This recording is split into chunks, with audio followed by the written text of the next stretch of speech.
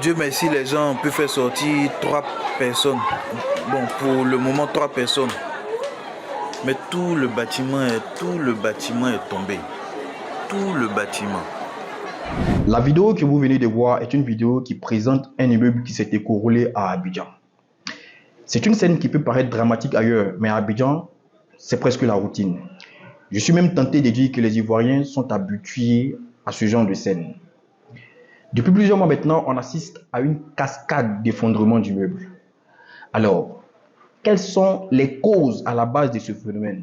Et surtout, quelles sont les responsabilités des différents acteurs qui interviennent dans ce milieu? On en parle dans cette vidéo.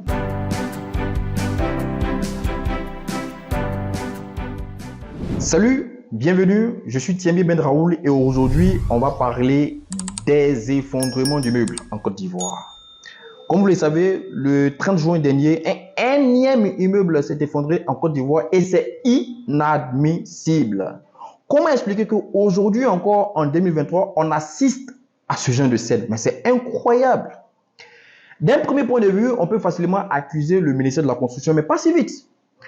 On va d'abord analyser les causes autour de ce phénomène et puis après, très tôt, on reviendra sur la responsabilité qui incombe le ministère de la Construction dans cette affaire. 1. Les maîtres d'ouvrage.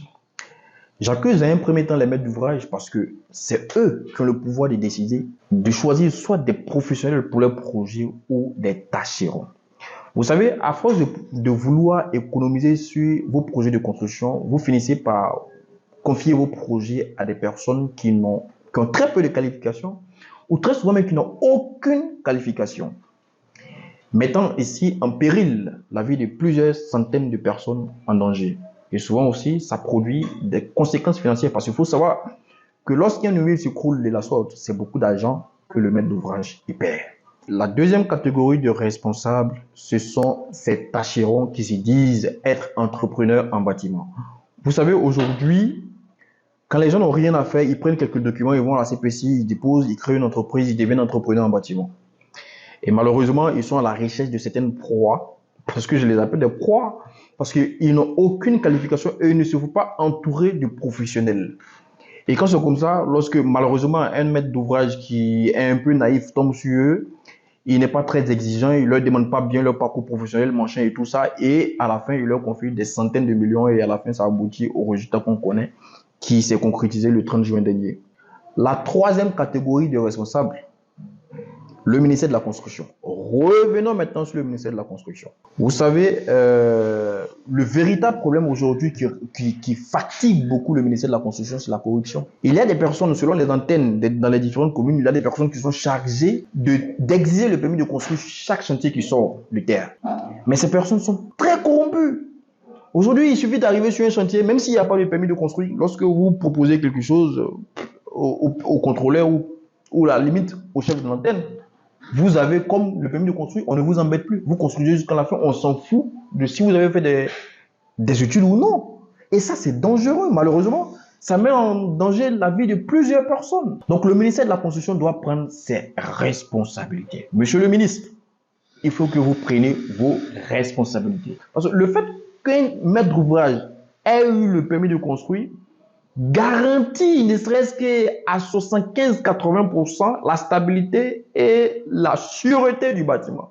Parce que ça voudrait dire qu'il est allé vers un professionnel qui lui a fait un plan architectural, vers un autre selon le projet, vers un autre professionnel qui lui a fait un plan de structure, donc un ingénieur qui lui a fait un plan de structure, et toutes les études qui vont avec, la phase d'avant-projet a été respectée. C'est ce que ça sous-entend quand quelqu'un a un permis de construire.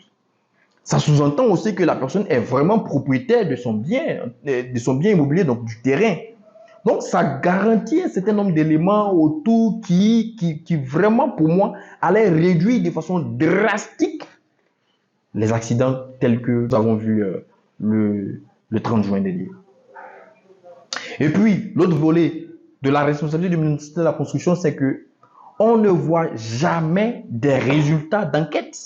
Ce n'est jamais publié. S'il y en a même d'ailleurs. Parce que pour moi, après une catastrophe telle que l'écroulement d'un bâtiment, donc tel que le fondement d'un bâtiment, il faut bien évidemment mettre en place une enquête pour situer les responsabilités de chacun. Si c'est au niveau du maître d'ouvrage qui est allé consulter quelqu'un qui n'est pas dans le domaine et qui a abouti à ça, il a une responsabilité et il faut que sa responsabilité soit connue de tous. Il faut mettre des personnes en garde pour dire que toi qui confies ton projet à quelqu'un qui est tâcheron, ben, après, quand il y a des résultats, tu ne paieras pas que ton argent, tu vas payer aussi une amende. Ou alors tu vas, je ne sais pas moi, tu auras une responsabilité. En tout cas, tu auras une conséquence.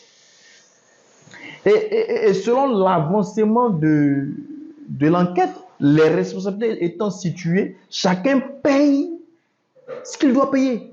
Et moi-même, le prix à payer doit même aller jusqu'à la sanction pénale. Bien sûr. Mais malheureusement, pour revenir à ce que je disais par rapport aux enquêtes, malheureusement, il n'y a pas d'enquête. S'il y en a, alors vous communiquez peu là-dessus. Il y a beaucoup à faire, tant du côté du ministère de la Construction que du côté des maîtres d'ouvrage, en passant par les constructeurs, donc les professionnels des métiers. Voici, selon moi, ce qui peut être à la base des effondrements. Je ne sais pas pour vous, c'est quoi. Mettez dans les commentaires, selon vous, quelles peuvent être d'autres causes qui sont à la base de ce genre de catastrophes. Merci. Vous qui êtes dans le domaine, on vous attend dans les commentaires. Je vous dis à plus tard pour une nouvelle vidéo.